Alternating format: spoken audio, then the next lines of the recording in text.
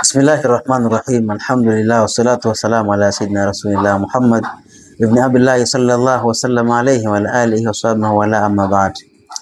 Baada ya kumshukuru Allah subhanahu wa ta'ala na kumtakia ziada ya rahma kipenzi cha Allah bwana Mtume Muhammad sallallahu alaihi wasallam. Ndugu katika imani, jambo ambalo kwamba la kuzungumza kwa sasa hivi, mambo ni mengi sana, lakini kwa munasaba wa mambo namna ilivyo, kuna hii dhambi chafu ambayo kwamba inayoendelea kwa vijana, hasa wanapokuwa mambo boarding au wanapokuwa katika masomo na vitu vingine, lakini pia hata wanawake ambao kwamba hapo kwenye masomo huko au hapo kwenye sehemu za kufanya kazi, mfano Ulaya na kadhalika, ama nchi za Kiarabu. Sisemi kama ni wote, wengi wanaendelea hiyo tabia chafu na yenye dhambi zaidi. Ni tabia ya kujichua, ama kwa mwanamume tunasema kujitoa manii kwa mkono wake, kwa lugha nyepesi ya kisasa. Nadhani kisema hivyo inaeleweka vizuri sana. Sasa kwa mujibu wa maelekezo ya Bwana Mtume Muhammad sallallahu alaihi wasallam, mwanamume yeyote ambaye kwamba atakayejitoa, na si mwanamume tu, ni hiyo mwanamke, sababu mwanamke anafanya na mwanamume wote wanafanya. Mwanamume anafanya kujichua na mwanamke anatumia vidole vyake kujitoa manii kwa mkono wake, hasa pale anapokuwa ameshapandwa na hisia, anataka labda mume au anahitaji mke, alafu hakuna hiyo.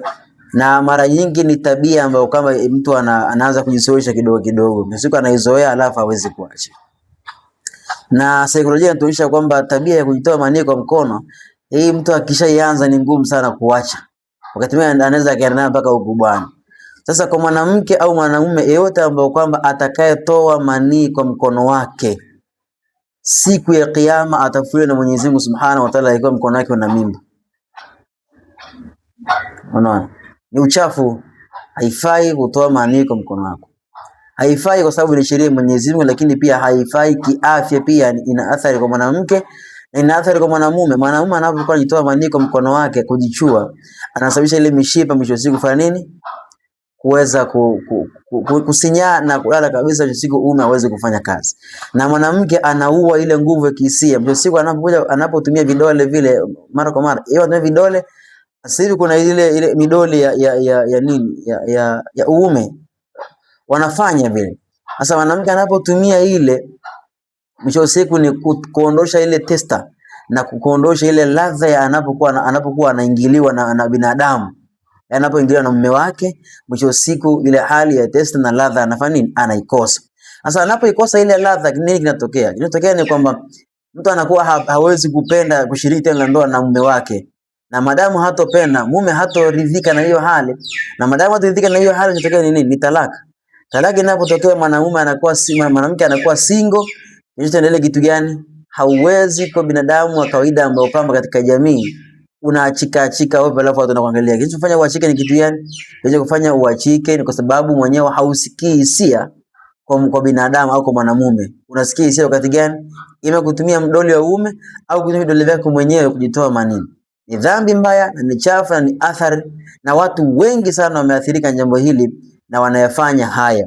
Ndio maana unaona kwa mfano vijana ambao wako vioni wanasoma labda mambo ya boarding, mambo ya skuli haya. Yuko boarding kule, wale wapisho vyakula wana ile tabia kuweka mafuta ya taa ile chakula. Mafuta ya taa yana tabia au yana nguvu kubwa ya kuua hisia zinapoikuwa zinainuka. Sawa, sio kuua nguvu za kiume, kuua ile hisia ya kupandisha kwa mizuka ile kwa ajili ya kuhitajia mwenza. Sasa kimsingi jambo hili ni chafu na ni ovu na ni baya. Allah Subhanahu wa Ta'ala atuepushe katika tatizo hili na janga hili baya kabisa, na tayari imekwisha athiri watu wengi sana, sababu wengi wameachika, lakini pia wengi hawaoi, lakini pia wengi wana magomvi ndani. Kwa sababu ya nini? Tendo la ndoa halifanyiki kwa sababu mtu ana mdoli wake anamalizana nao, na si jambo zuri. Mwisho siku ndo unapanda zaidi. Kama ni mwanamke anapanda zaidi, anakuwa yeye mwenyewe anaweza kuwafanya wanawake wenzake, maana kule usagaji na vitu vingine vinavyoendelea. Allahu subhanahu wa ta'ala. Assalamu alaykum wa rahmatullahi wa barakatuh.